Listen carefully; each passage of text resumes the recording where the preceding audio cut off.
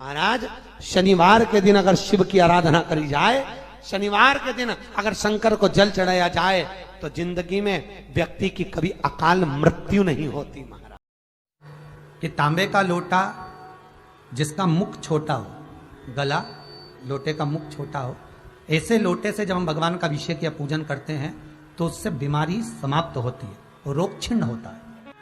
तांबे के लोटे से शंकर भगवान को दूध चढ़ाना चाहिए, नहीं चढ़ाना चाहिए?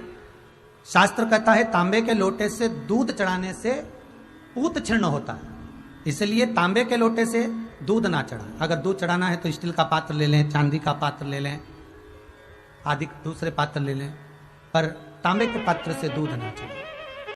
कहते हैं मस्तक पर अगर त्रिपुंड लगा हुआ है, त्रिपुंड नहीं तो चंदन की 3 बिंदी लगी हुई हो, त्रिपुंड लगा हुआ हो, शरीर पर कहीं पर भी त्रिपुंड बना हुआ हो, मात्र अगर त्रिपुंड शरीर पर बना हुआ है, मस्तक पर अगर त्रिपुंड लगा हुआ है, महाराज यमराज की तो सामर्थ्यता नहीं है रे भाई कि वो सामने आके खड़ा हो और कह दे कि तू चल।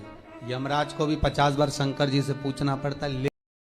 कई माताओं की आदत होती है, जब शंकर भगवान को बेलपत्र चढ़ाती है तो उस बेलपत्र पर ओम लिख देती है या चंदन लगा देती है या बीच पत्ती पर थोड़ा सा कुछ भी लगाएगी, भले चावल का दाना लगाएगी, भले वो चंदन लगाएगी, भले वो अष्टगंध लगाएगी, गुलाल लगा देगी, अबीर लगा देगी, कुछ भी लगाकर उस जगह पर लगाकर फिर भगवान को चढ़ा। वो व्यक्ति जो भगवान शंकर को बेलपत्र जब समर्पित करता है और बीच की पत्ती पर चंदन लगाकर मध्यस्थ जोड़ पर शहद लगाकर शिव को जब समर्पित करता है तो उसका भाग्य कितना भी विपरीत चल रहा हो, उसकी किस्मत की रेखा कितनी भी विरोधी, कितनी भी विपरीत चल रही हो, वो अपने आप से बच जाती है, अपने आप से बच जाती है। आप शिवलिंग पर पहले चढ़ा रहे हैं, उसके बाद जल चढ़ा रहे हैं, दूसरा जल चढ़ाने के बाद बेलपत्र चढ़ा रहे हैं, ये 2 अलग अलग क्रम है शंकर भगवान की पूजन के। आप समझ लीजिएगा जरा, ये प्रसंग कभी नहीं आया, आज आया है तो उसको समझ। पहले बेलपत्र, उसके बाद में जल जो चढ़ाया जाता है, ये रोग मुक्ति के लिए चढ़ाया जाता है। काय के लिए चढ़ाते हैं अपन? रोग के निवारण, रोग। शंकर भगवान के शिवलिंग पर जब बेलपत्र चढ़ता है तो बेलपत्र का जो सीधा भाग होता है वो शिव जी के शिवलिंग पर होना चाहिए, उल्टा भाग ऊपर होना चाहिए। जब नंदीश्वर को बेलपत्र चढ़ाते हो तो नंदी को 2 जगह बेलपत्र चढ़ती है, आपको ध्यान में होगा।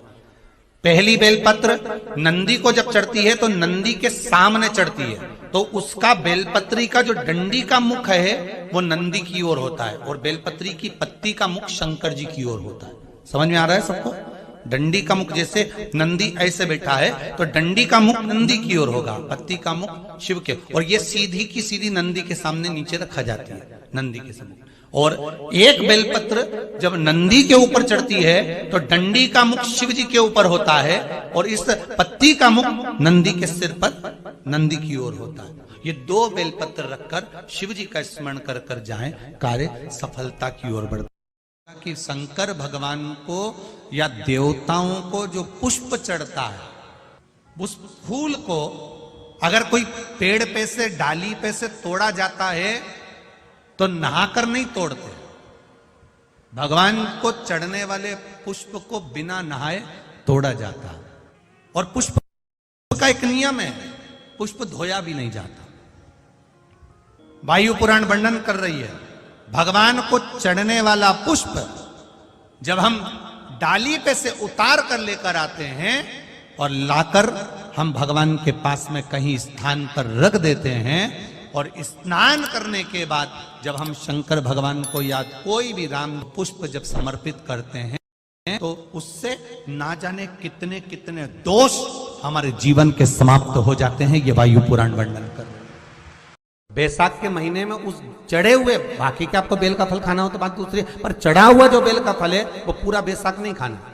बैसाख के बाद में अगला जो महीना आए उस महीने के अंदर उस फल के अंदर का गुर्दा निकालकर उसको सुखा लीजिए, और सुखाकर जिस व्यक्ति को पत्थरी की बीमारी हो और जिस व्यक्ति को पेट में बहुत भोजन पचता ही नहीं है, पूरा शरीर पाचन क्रिया बेकार हो गई, उस व्यक्ति को केवल 7 दिन तक शंकर पर चढ़ा हुआ वो बेलपत्र प्रदान कर दीजिए, पत्थरी भी बाहर और पाचन क्रिया भी ठीक, जिंदगी भर तकलीफ नहीं। उस बैसाख में उस फल की इतनी महत्वता, बाबा भोलेनाथ, स्कंद पुराण, लिंग पुराण, नर्मदा पुराण